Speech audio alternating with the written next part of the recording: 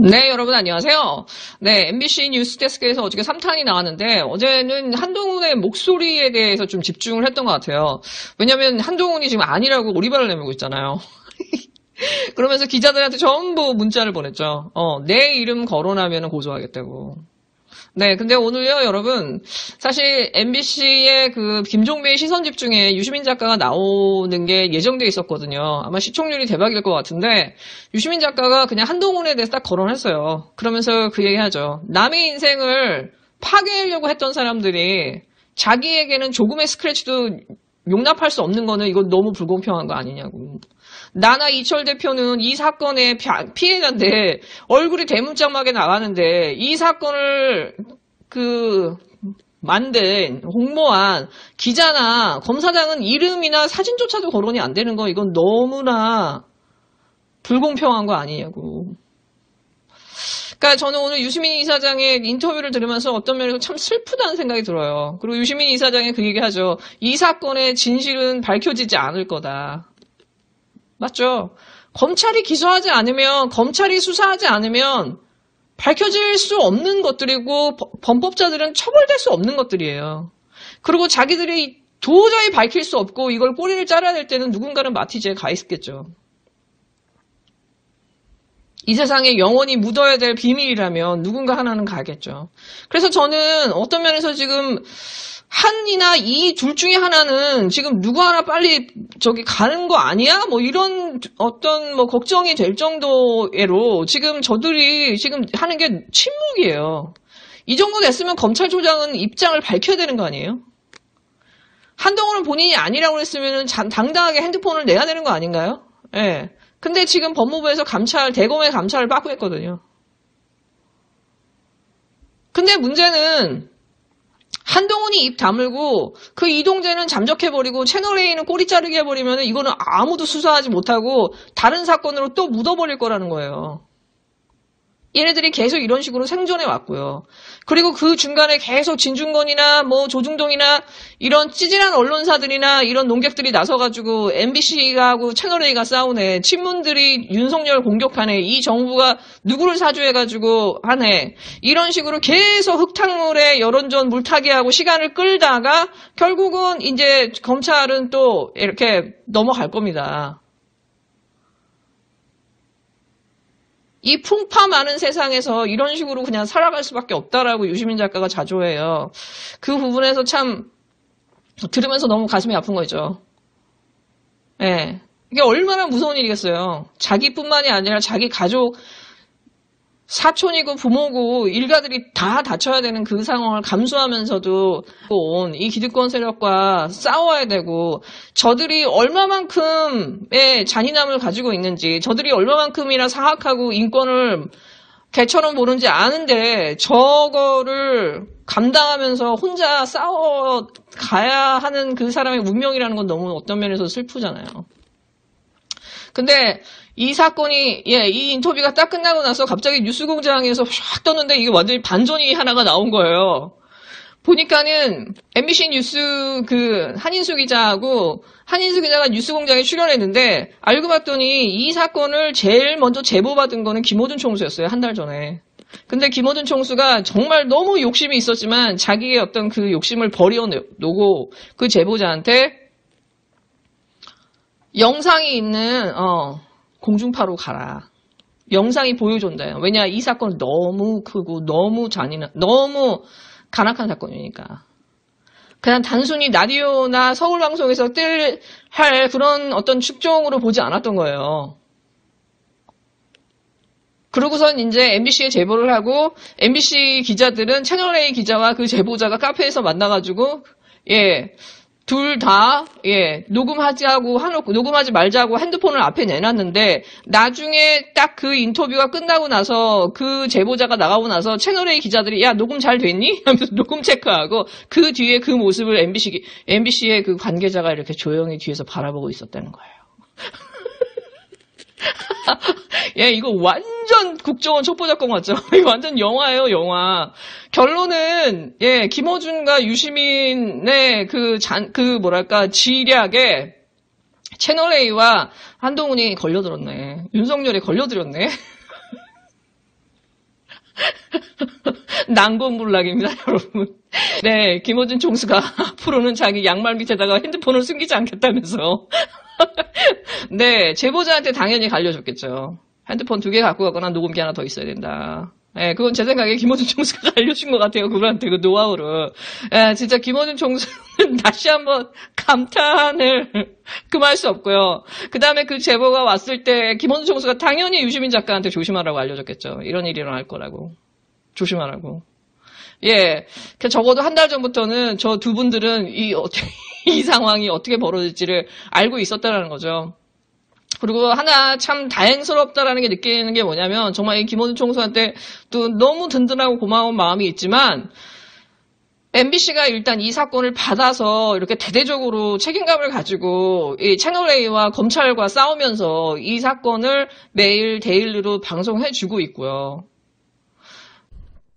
네, 조선일보에서는 이거 제보자가 그 뉴스공장에서 조국사 뜻에 활약했던 제보자 X다라고 폭로를 했는데 쟤는 정말 정보력도 빠릅니다. 근데 그런 생각 해봐요. 김경록 씨처럼 이분이 만약에 KBS에 갔다면 어떻게 됐을까요? 지금 이 사태가 이렇게 일어났을까요? 만약에 이분이 정치적인 감각이 전혀 없어가지고 종편이나 이런 JTBC 갔으면 이 사건이 세상에 나왔을까요? 어떻게 마사지가 됐을지 모르죠. 그리고 아마 이 사건이 나오기 전에 이미 그 법조기자들에 의해서 이미 검찰에 넘어갔고 그분은 멸문지화를 당했을 확률이 너무 높죠. 이게 MBC에 갔기 때문에 김어준한테 갔기 때문에 사실은 이 진짜 국가적인 불행을 어떻게 보면 막은 거예요. 그리고 또 한편으로는 김어준 총수도 외곽에서 지원을 하지만 MBC도 지원하지만은 사실 지금 열린민주당의 의원들이 빵빵하게 밖에 나와가지고 지금 이제 검찰을 압박하고 있는 형국에서 딱 이 사건이 터지니까 그분들이 그걸 받아가지고 계속해서 이 사건을 제대로 국민들한테 증폭시키고 계속 하나하나씩 그 편지들을 풀어가고 이 사건의 본질들을 짚어주고 맥을 짚어주면서 이 맥을 같이 가고 있기 때문에 사실은 유시민 작가 입장에서는 정말 혼자서 감당했을 때는 도저히 한 인간으로서는 감당하지 못할 일들을 이렇게 든든하게 지원군들이 받쳐주고 있는 상황이고 이 사건을 같이 풀어가고 있는 상황이기 때문에 저는 유시민 작가는 그나마 이 불행 중에 어떤 위안을 얻지 않을까 생각이 듭니다. 그리고 여러분 이 사건이 노무현 대통령이나 한명숙 그 총리 사건을 돌아보게 하거든요. 근데 지금 방금 전에 그 차광욱 비서관이 그 이동재 기자가 그 녹취록을 한 일부를 지금 공개했거든요. 근데 이 내용이 너무너무 충격적이에요, 여러분.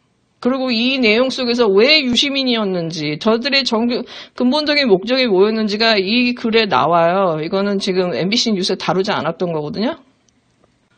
이 대표님, 사실이 아니어도 좋다. 당신이 살려면 유시민에게 돈을 주었다라고 해라. 그러면 그것으로 끝이다. 그 다음은 우리가 알아서 한다.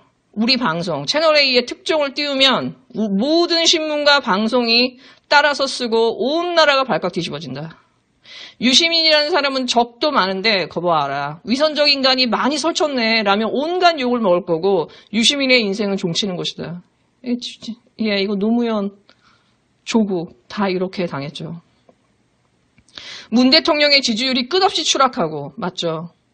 다음 정권은 미래통합당에 잡게 된다.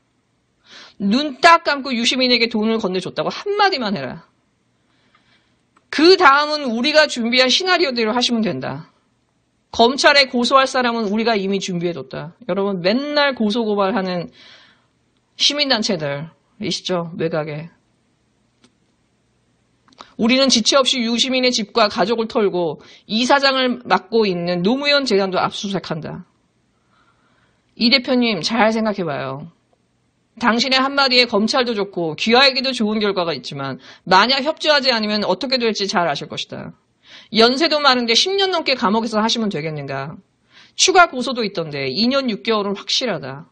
우리는 세개도 할 수 있고 기소 안 할 수도 있다. 이 대표님에게 우리는 기회를 주는 것이다. 남은 인생 편하게 살려면 어떻게 해야 할지 잘 판단하실 줄 믿는다. 여러분, 이거는 기자가 그 이철 대표한테 준 건데요. 내용을 보세요. 이거 검찰의 시각이에요, 여러분. 이게 기자인지 검찰인지 이것이 누구의 시각인지 구분이 안 될 만큼 쟤네들은 이미 한 몸이라는 거예요. 쟤네들은 그냥 한 팀이었다라는 거예요. 그리고 고소할 사람들, 각종 언론들이 달려들 거고 이게 떠들 사람들, 압수수색 어떻게 할 건지 이 모든 것의 플랜이 다 나와 있었다는 거예요. 유시민 하나를 잡기 위해서. 그리고 그것의 최종 목표는 미래통합당의 정권 탈환. 그리고 얘네들이 계속 이런 식으로 한 사람이나 한 가족을 무너뜨렸다라는 거예요. 이 정권을 무너뜨리기 위해서. 예, 노무현 정권 마지막에도 그 변양균하고 신정아를 가지고 진짜 난리가 났었죠. 김대중 정권 그 후반에도 온노비 사건 난리가 났었죠. 실체 없이 다 끝난 사건들이에요, 여러분. 신정아 같은 경우도 하나 두 개를 제외하고는 다 승소했어요, 여러분. 언론사 상대로. 그때만 신정아의 나체 합성 사진도 나오고 있어. 끝까지 갑니다. 끝까지. 지금 이 현재를 통해서 지금 저들의 행동을 통해서 조국 사건이 어떻게 이루어졌고 쟤네들이 어떻게 세트 플레이를 했는지를 알 수 있어요. 여기서 진중권이 왜 뛰쳐나오는지 모르겠는데 어저께 그 제보자가 그 얘기하더라고요. 진중권은 정신이 아픈 사람 같다고. 이 사람은 정말 사회적 거리가 필요한 것 같다, 우리는. 근데 오늘 그 유시민 작가가 그 얘기해요. 진중권은 그냥 백색 소음 같다고. 백색 소음 우리가 일상에서 매일매일 접하는데 그거 신경 쓰냐고. 예, 근데 이런 인간들을 언론이 잡아가지고 그 사람의 말을 가지고 프레임을 짭니다. 지금 언론이 짜고 있는 프레임이라는 것도 그거잖아요. 지금 이렇게 정말 천일공노할 이 짓을 해놓고 이 범죄를 모의해놓고 언론들이 한다라는 게 고작 하는 게 친문들이 윤석열을 괴롭힌다.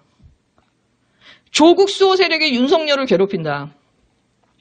MBC와 채널A가 싸운다. 이런 식으로 해서 윤석열을 마지막까지 써먹는 거예요. 내가 볼 때 저들은 윤석열을 포기했지만 그나마 지금 윤석열을 갖고 있는 건 총선 때문인데 윤석열을 왜 써먹냐. 윤석열이 있어야 조국 프레임을 걸 수 있고 친문 프레임을 걸 수 있기 때문이거든요. 그렇기 때문에 얘네들이 지금도 윤석열을 봐주고 있다고 봐요. 저는 총선이 끝나는 순간 윤석열은 남은 건 추락밖에 없다고 봐요. 왜? 쟤네들이 지금 제가 좀 나왔으면 좋겠는데 안 나오고 있거든. 버티고 있잖아요. 예, 분명히 저들에 의해서 끌어내려올 게 정말 뻔합니다.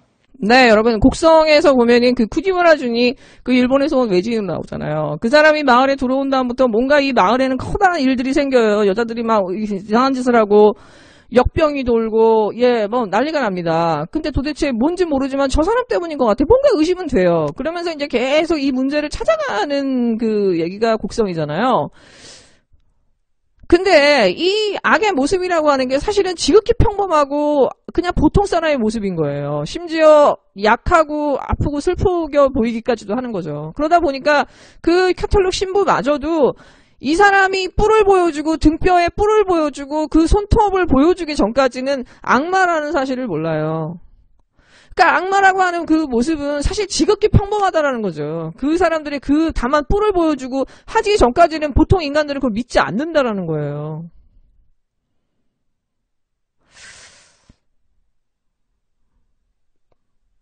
내가 사실은 그 악마와 싸우려면 사실 나도 그 반 악마가 돼야 되거든요. 근데 제가 이 민주당에 대해서 참 안타까운 부분이 뭐냐면 지금 이 사건이 나는데요. 민주당이 논평 딱 하나 했어요. 3분짜리. 그러니까 이런 조국 사태도 마찬가지고 이런 어떤 첨예한 갈등이 일어나고 이런 천일공략 범죄가 나올 때 그다음에 뭐 촛불 집회도 마찬가지고 이런 일이 있을 때 늘 보면 민주당은 한 발짝 뒤에 있어요. 왜 그럴까?